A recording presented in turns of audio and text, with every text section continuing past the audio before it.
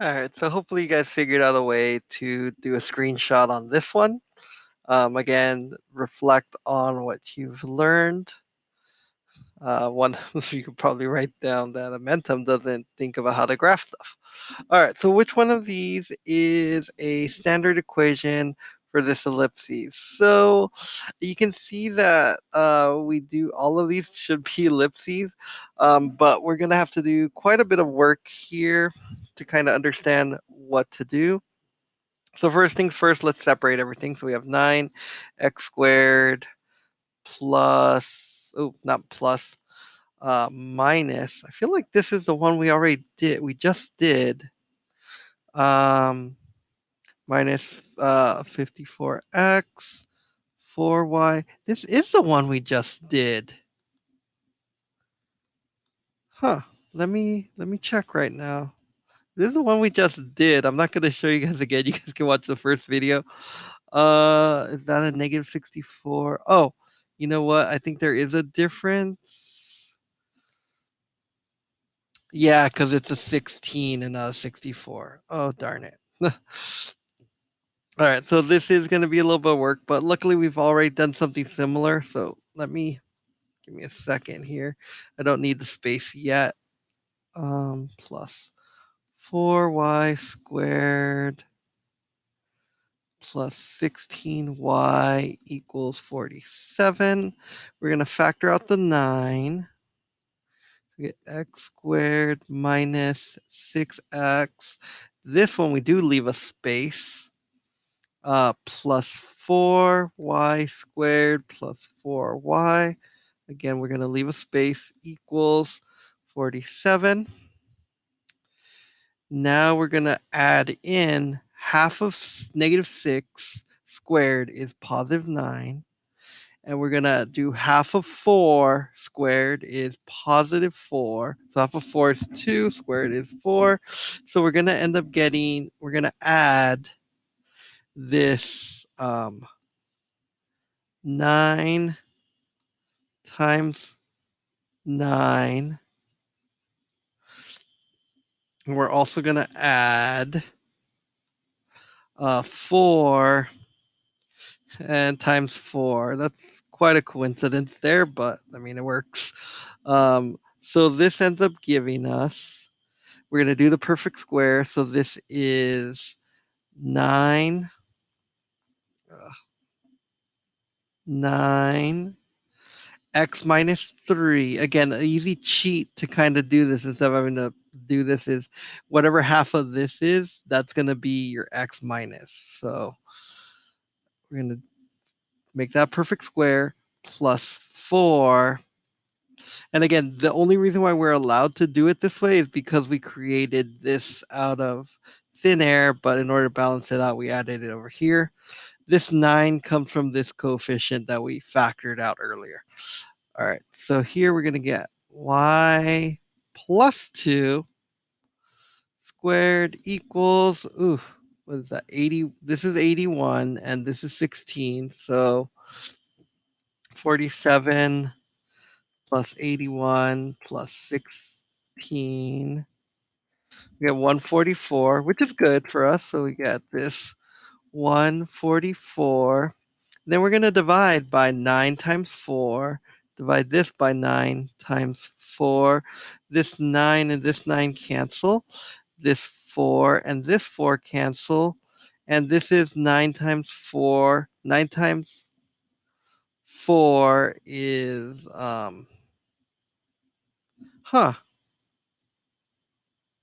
why is that not working? That's a 9. We factored out a 4.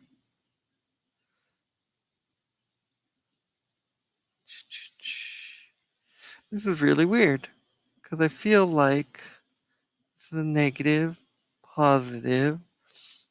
Usually it divides out into become a perfect 1, but this doesn't look like that's the case right now. Why is that not the case right now? Because 9 times 4 is 36. So, something happened somewhere. that I am not seeing at the moment. 9 times 4, 36. Huh. That's so weird. Well, we know that the answer is gonna be oh wait, okay. So all's not lost. So once we get to this point, okay, I see what happens here. Okay, once we get to this point, we get this plus squared over 9 equals 9 times 4 is 36. So divide 144 by 36, we get 4. So this is equal to 4. We cannot have it equal to any other number besides 1. So we're going to have to divide everything by 4. Or think about it as multiplying everything.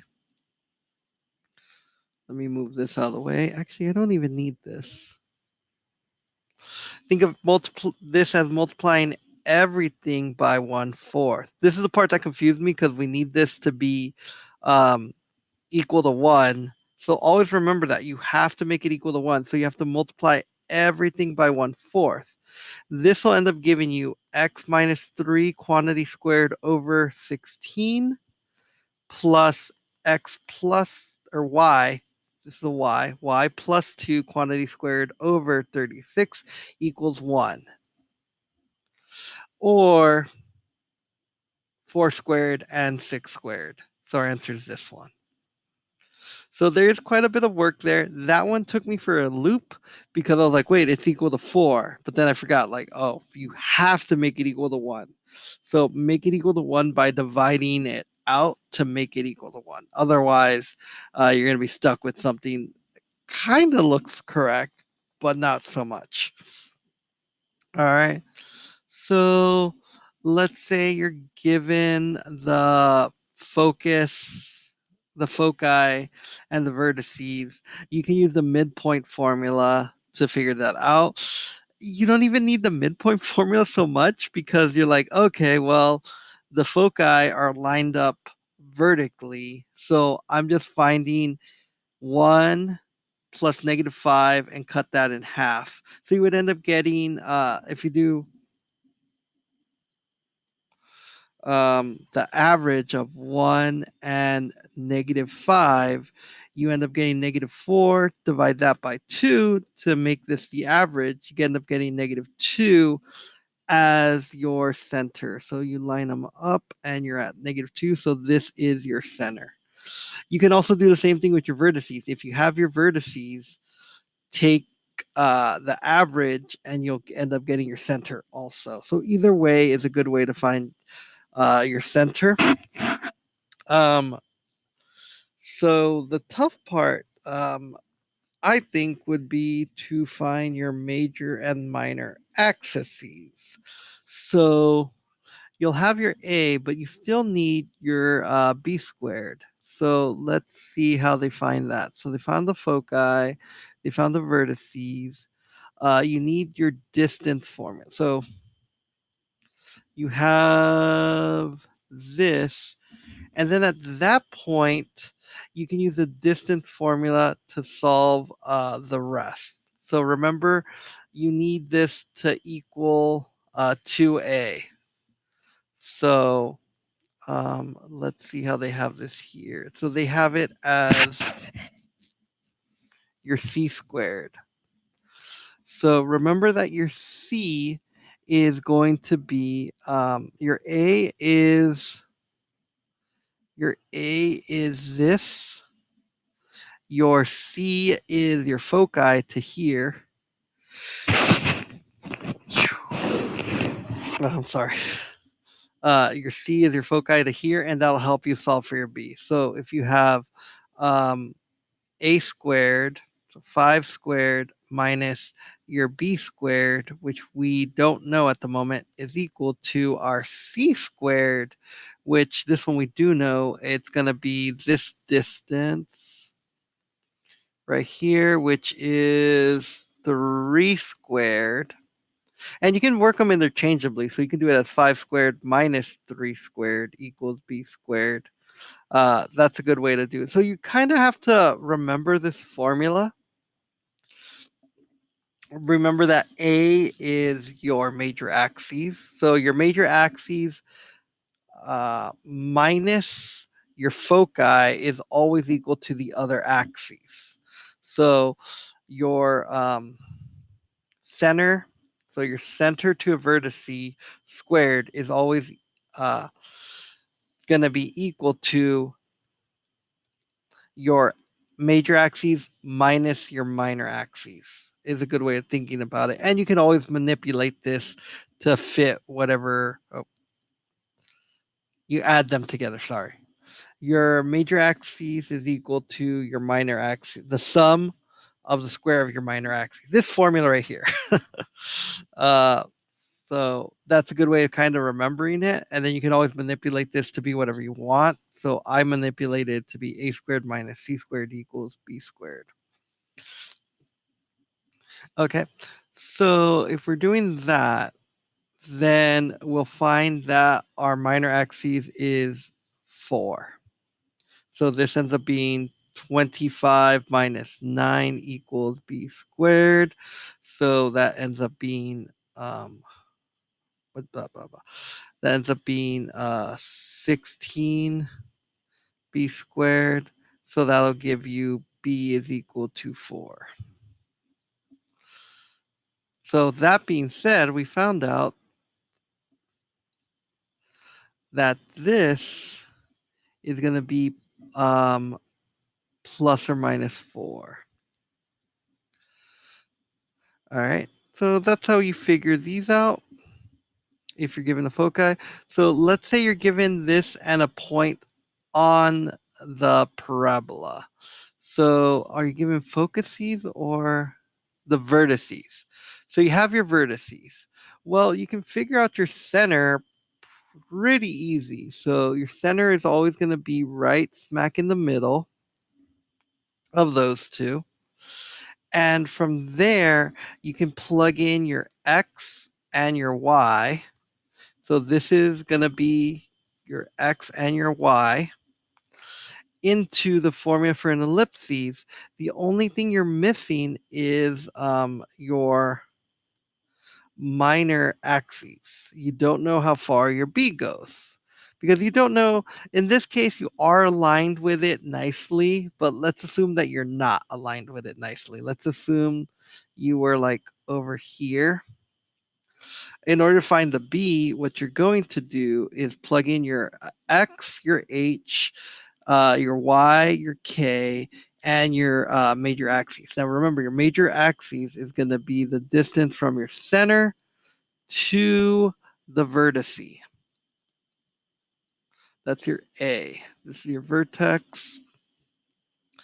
And from there, you can figure out what your B is, and then you can just replace your X and your Y with a general X and Y. And now you have your formula. So that one was, I think, probably one of the easiest ways to solve for it.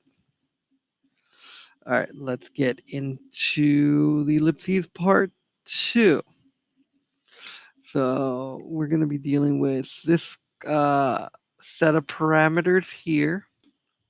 So let's take a look at this formula. So what we're going to do here is we have our vertices, we have a foci. So we have no idea what our minor axis is. So what we're going to do here is we're going to say, what I like to do is I would say let's graph this. So to do this a little easier, I'm going to go open up a Desmos. All right. And I'm going to go to the graphing calculator.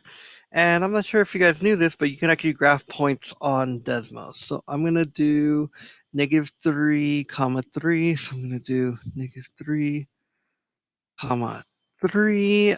It does not show up unless you do this. And we can label it later on. But for right now, let's kind of just do this. And you can actually should be able to just copy and paste this onto Desmos. So you can just grab this if you're too lazy to type it. I don't know if you can just do this. All right, so this doesn't work. I was hoping that, oh, you can. Oh, perfect. And you can label it, and we're going to label these vertices. So vertex. Awesome. All right, cool. So that works out. And then what we're going to do here is we're going to grab these two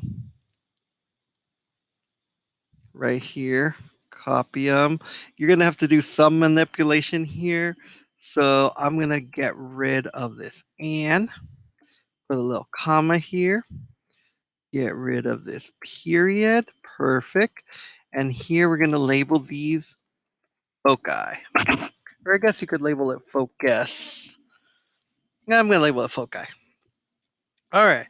So looking at this makes this significantly easier to solve because now we're like, okay, so we have a point here at 1. I'm going to edit this to make the step 1. So if you go to the little wrench right here, you can change the step to 1. And now we can see all the little steps. All right, so this is -1, and this is 7. So smack dab in the middle here, we'll get, so if we do -1 plus 7, we get 6. So this will mean that our center has to be, we have to divide this by 2, 3 comma whatever the k is. So the k in this case was 3, so we have 3 comma 3. So we're going to have a point at 3 comma 3, and we are going to label this our center. All right, cool. So now we have a center. All right, so this is all the information we need to create our formula. So remember that the distance from the center to the major axes is known as our a squared. So we're going to have this formula of, how do I put this? Well, we can enter our vertex in as a point on this. So I'm going to enter my vertex in. So I'm going to do -3 minus 3. This is my h. This is my x right here. And we're going to square it over our major axes. So our major axes here would be from the center, which is at 3, all the way to -3. That's going to be 6 squared plus, we're going to do the y value of the same vertice, which is 3. 3 minus 3, because our vertex is 3, 3. Now, the problem with this, I forgot. You can't plug in your vertex, and the reason being is you're going to get 0 over b. This is not going to help you solve for b at all because this could be anything, in other words. All right, so that's why I was like, there's a reason why this doesn't work, and I just remembered it right now. All right, so luckily, though, you can use your other logic. So this is your A, and this over here is going to be your B. So your C is unknown. But you know for a fact that B squared plus C squared equals A squared. All right. So your C squared, or I guess you can call this your C. I should call this the C, the center to the focus. That's our C.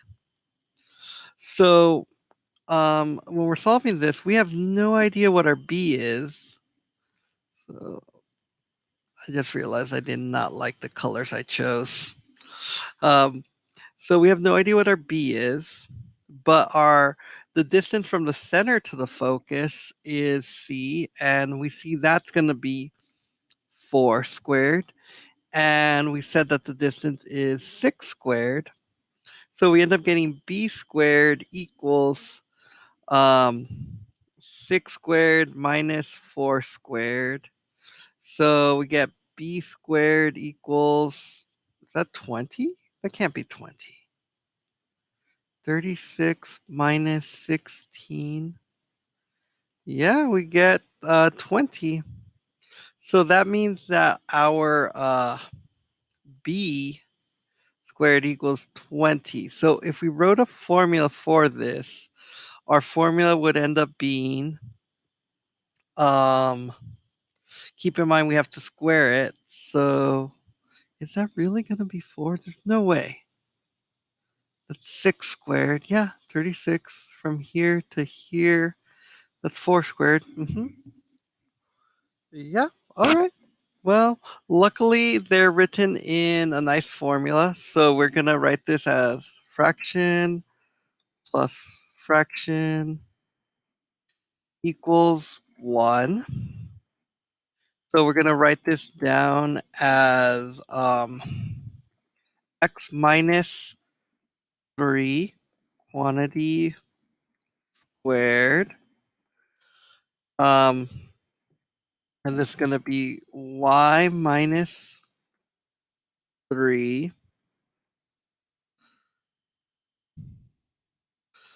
quantity squared. So shift 6, 2. And our minor axis was 20. Our major axis was 36. And we get this. So you can see that by doing this, we have a point here, here. So if we take the square root of this, we're going to end up getting like 2 square root of 5, which is a weird number. And in case you're wondering how I got 2 square root of 5, 20 becomes 4 and 5. You can take the square root, so you get 2 square root of 5.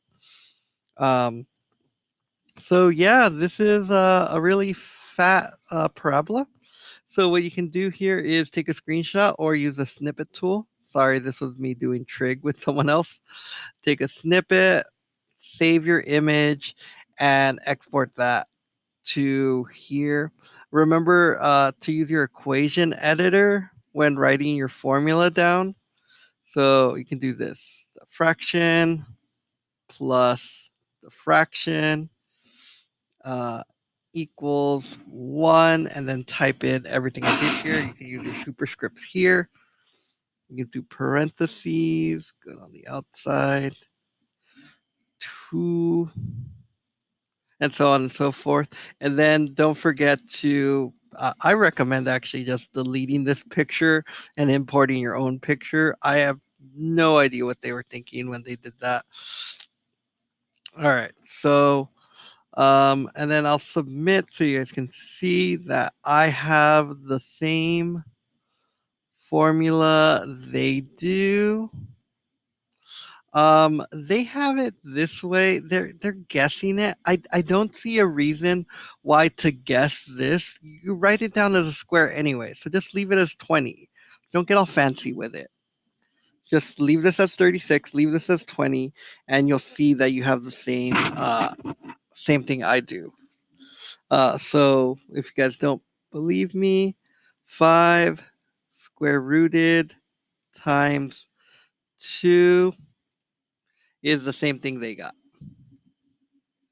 I don't know why theirs looks a lot more like this. Oh, they have different uh no, they're spacing. Yeah, I think their scale's a little different. You can see that these X's are really spread out while their Y's aren't, so they make it look more ovally than it is. All right, so let's kind of do this again, but now we have these vertices and a point on here. So the vertices are, so let's change our vertices. I'm going to grab these, go here, and we're going to get rid of that N in the middle. change that to a comma. So there's our vertices, and this is going to be a point, and that point's going to be, let me see if I can double click this and I'll do it. Nope, double click only gets the space. Usually if you double click, like if I double click this, it gets the whole word. It doesn't do that with here because it's like, it goes until the next empty space. So it didn't get that whole thing. So I'll just copy it by selecting it, delete all of this there. There's a point in our parabola. Let's see, let me get rid of these. Okay, so let me zoom out. So here's my foci. So I need to find my center. So by looking at the picture, I can see that since the x's match up, that these vertices imply that this is going to be a vertical parabola. Okay, so I need to find the average of these y values. So the average of the y. So I know that my center, let me see if I can undo this enough. I know that my center is going to have a 2 for the x value. You can see that it lines up perfectly. Oh, it might actually, is that right? Well, we don't know what this is yet. So we're still trying to figure that out. Oh no, it erased the part where it says center. Um, so we need to find the average of 9 plus -1 divided by 2. So that's going to give me 8 divided by 2, which is 4. So close. This 3 was pretty close, but we need to change that to a 4. And just so I don't get rid of this, I'm going to highlight that 3, type in 4. Boom. A more accurate. All right, cool. So now I have my center and I have a point on this. I also know I can also try to figure out what the uh, B is. So I have to figure out what my B is here, or my C, sorry. I need to figure out what my C is. So I can figure out what my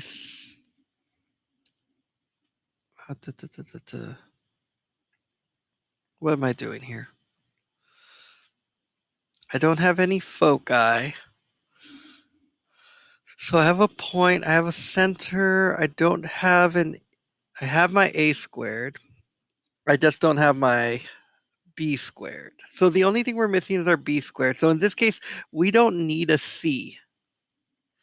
We can just plug it into our formula. Sorry, I'm like a little tired right now, but we don't need a C to figure out our B. So what we're going to do here is we're going to do our formula. So remember that our formula is this x minus h quantity squared over a squared. In this case, though, we know that this is a vertical parabola. So we know the minor axis is actually over, or the minor axis is actually under the x. So it's not a major axis because we know this is going up and down. Plus y minus k quantity squared over a squared equals 1. So now we're going to plug in our x. So our x is this 5, because that's the point on the slope. So we're going to plug in 5, take away 2 from our center, squared over b squared, which we have no idea what it is, plus our y, which is 4 minus 4 squared. So they were nice enough to do that to make this equal 0. It's going to make the whole problem so much easier to solve because we essentially don't care what our a is. We know what our a is. Our a ends up being 5, but we technically don't care what it is because 4 minus 4 is 0. So luckily, because they did that, that helps out. And I just realized because it's lined up with the center, we're gonna figure out that what that our distance from here to there, that's just gonna be a 3. So my B ends up being 3 because it lines up perfectly with the center. I didn't realize this. I really should have. That should have been clear from right away.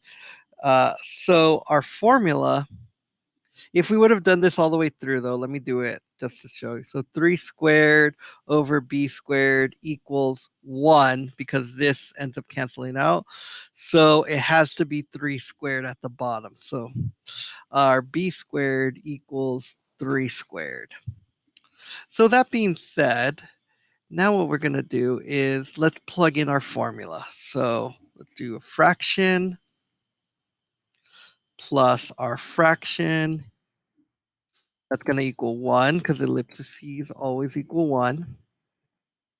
Our b squared we said was 3 squared, so I can literally just type in 3 squared if I wanted to. I can type in 9 either way. Our a squared, we said, even though we didn't use it in this equation, well, we did, but it ended up not mattering, ends up being 5 squared. On the top, we're going to have our parentheses, quantity squared, and that's going to be x minus our h, which our h again was 2. And then we're going to do parentheses, quantity squared, and that's going to be y minus our k, which is 4. And you can see here, let me erase all this work here, that it goes through it, it touches a point, and we got it right there. So don't forget to show, actually, it doesn't say show your work, so um, go for it. Make sure, though, to take a picture of this, so snip it or whatever. And show your work. I recommend doing this too. It makes it look really nice. I like it how this ends up looking.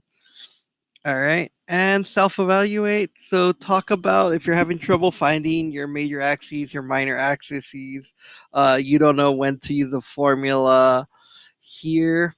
So, just remember that C, I usually label C as center to foci. That's something I kind of learned right now. I was like, well, when do you use this formula? So sometimes you're going to use it. Sometimes you're going to realize that it's like, wait, you don't need it at all. It just depends. So write that down, and then let's get into the rest of the lesson. So here we are. We have planets. We have an orbit. Um, So usually the reason why in the real world that the sun, uh, that Earth, when it revolves around the sun, it has this elliptical shape is because it's not just going around the sun. There's other things kind of pulling it. Like for example, Mars has somewhat of a gravity pull. I'm not a physicist, so don't quote me on this. So there are some gravities happening here, but the sun is so big, it has even more of a pull on it. Um, Again, don't quote me on this. I'm just kind of I'm a mathematician. I explain the math, not the physics.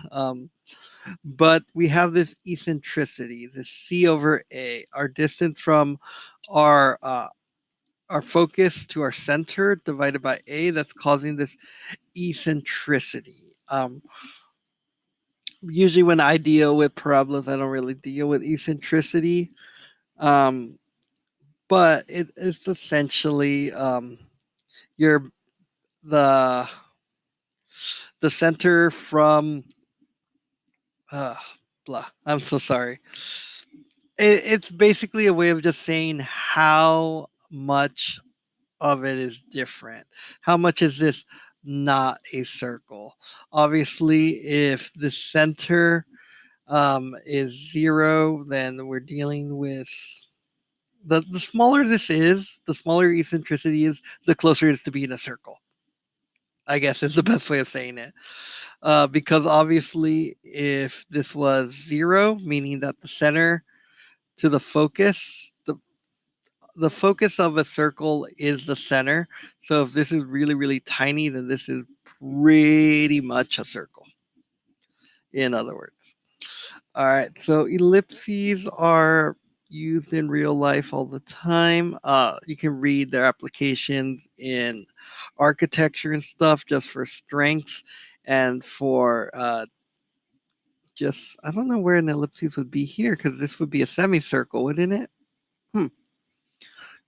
So you can draw it they're referring back to the thumbtacks piece to make things look nice. Is this just a review? Like, what are we doing here? So we can see that if the foci are really far away, we have a really thin ellipse here. Again, read this. They're better at explaining it. I'm just here to help you guys with the math. So this will help you kind of understand how we use them in real life. So let's talk about this. So an elliptical park, so we have a ellipse in the park, is being built in your neighborhood. The park is 25 meters long and 40 meters across. If the two swings are placed at the foci of the ellipse, how far from the center must the swing be located? Okay, so we have a park. So the minor axis is 25. The major axis is 40. Um, and we're trying to figure out the foci. So the foci would be somewhere here and here. So in order to figure this out, we're going to first cut everything in half, basically. Um, so 40 meters across. The park is 25. Yeah, that's the only way to do this.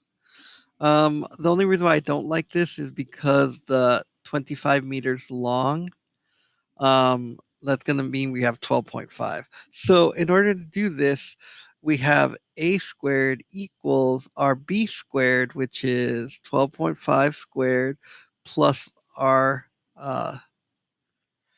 distance to the okay, hold on. I feel like I'm missing something here. Here, major axes, minor axes.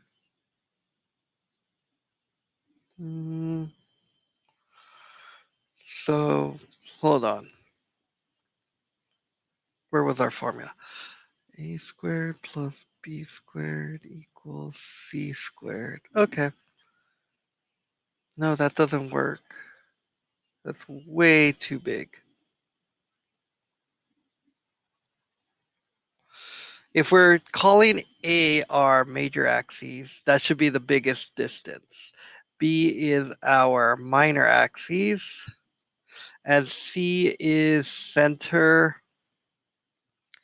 to focus. So it's the distance of the focus, basically.